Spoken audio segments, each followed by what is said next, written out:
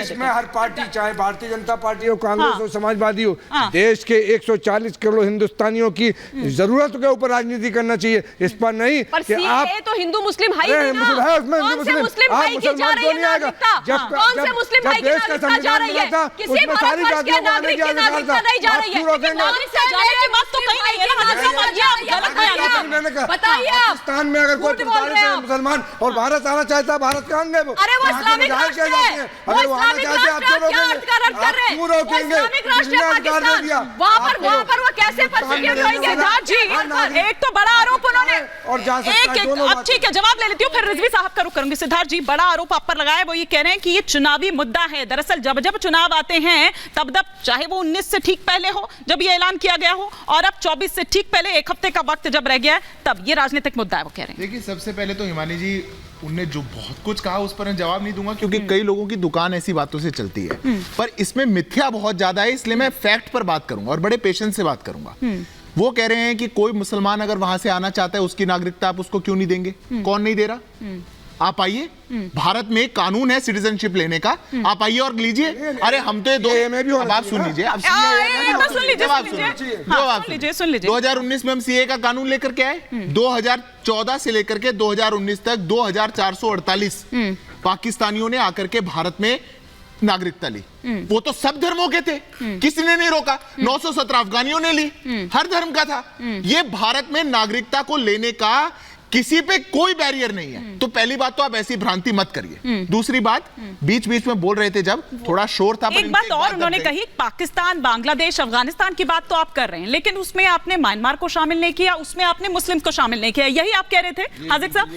इसका जवाब हाँ, हमारा 1955 का जो सिटीजनशिप एक्ट है, उसमें पहला संशोधन नहीं है ये, 6 संशोधन हो चुके हैं पहले। अगर 6 संशोधन हुए अलग अलग समय पे, अलग अलग जरूरत के हिसाब से, हमने पहले एक बार विशेष रूप से श्रीलंका के लिए किया हुआ है, तब तो किसी ने नहीं पूछा कि पाकिस्तान, अफगानिस्तान के लिए क्यों नहीं किया। अलग समय की अलग जरूरत के हिसाब से ऐसे संशोधन होते रहे। पर ये जितने लोग बात करते हैं, एक बात का जवाब क्यों नहीं देते? आजादी के समय में पाकिस्तान में 20.4% की माइनॉरिटी थी, 2015 में 2.3% की बची। कहां गए वो लोग? अरे आप बताइए ना, उन लोगों के लिए आप कभी नहीं बोल पाए, उन लोगों के लिए आप कभी नहीं बोल पाए। या तो मार दिए गए, कन्वर्ट कर दिए गए, या फिर उनको भगा दिया गया। वो लोग कहां गए? अगर आप उनके लिए कभी बात नहीं कर सकते तो यहाँ पे आके बात मत करिए, यहाँ पे आके बात मत करिए। ये क्यों बोलने लगे, ये तेज क्यों बोलने लगे? फंस गए, अरे फंस गए। मोहल्ले में सुनिए ना, सैकड़ों परिवार हमारे मोहल्ले में रहने पंजाबियों के जो पाकिस्तान से आए। 5 सेकंड सुनिए। ये लोग इसलिए नहीं बोलते क्योंकि जो 20% से घट करके 2% हुआ, ये मान नहीं सकते कि या तो उनको मार दिया गया, कन्वर्ट कर दिया गया, वो बेचारे भाग झूठ बोलते हैं आप देश के सामने।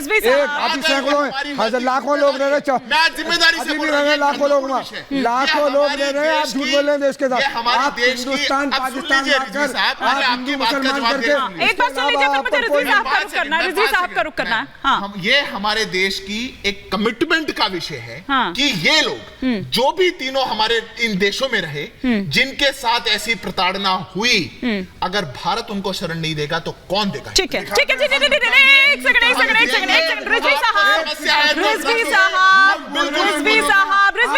एक सेकंड, हाजिक जी, हाजिक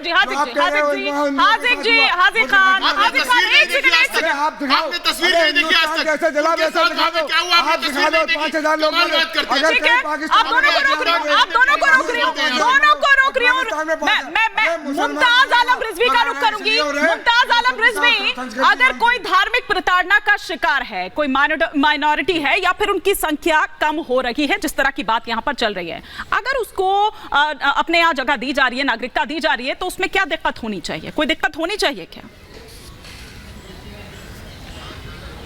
नहीं, बिल्कुल दिक्कत नहीं होनी चाहिए। और मैं समझता हूं कि इससे पहले भी अभी हमारे भाई साहब ने बताया कि नागरिकता दी जाती रही है, पहली बार नहीं हो रहा है। अगर नागरिकता दी जा सकती है और दी जाती रही है, तो सवाल यह है कि ये नए कानून की जरूरत क्या थी? नंबर 1।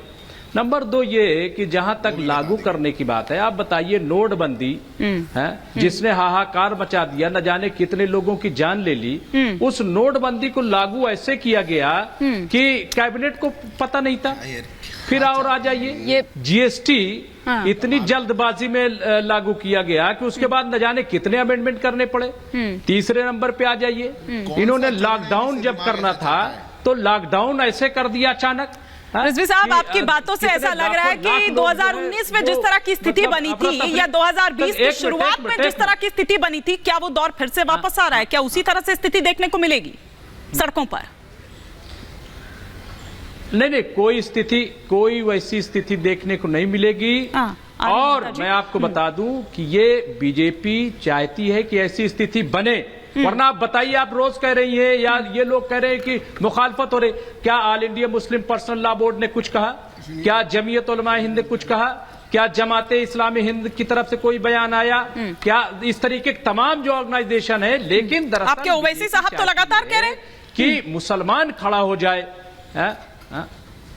नहीं, ओवैसी साहब ऑर्गेनाइजेशन है, तो पॉलिटिकल पार्टी है, ठीक है। पॉलिटिकल पार्टी तो जाहिर है कि वो चाहेगी कि हमें कोई इशू मिले और हम बोले।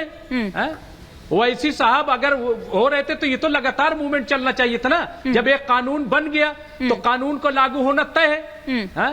तो ये कानून जिस तरीके से किसान 3 कृषि कानून आया था, तो किसान को पता था कि ये लागू होगा। हाजिक साहब तो यहाँ पर बड़ा आरोप लगा रहे हैं, वो कह रहे हैं कि ये राजनीतिक मुद्दा है। आप भी इसको राजनीतिक मुद्दा मान रहे हैं क्या? हाँ या ना में जवाब दीजिए, फिर मैं ममता जी से काउंटर रिएक्शन लूंगी और फिर जवाब साहब का रुख करूंगी। रिजवी साहब, आपको भी ये चुनावी हथकंडा लगता है, ये राजनीतिक मुद्दा लगता है? जी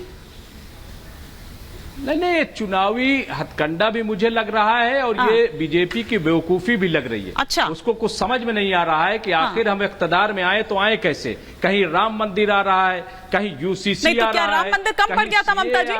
राम मंदिर कम पड़ गया था क्या कि इस तरह के मुद्दे भी लाने पड़ेंगे? हिमानी जी, पहली बात नहीं बन रहा क्या?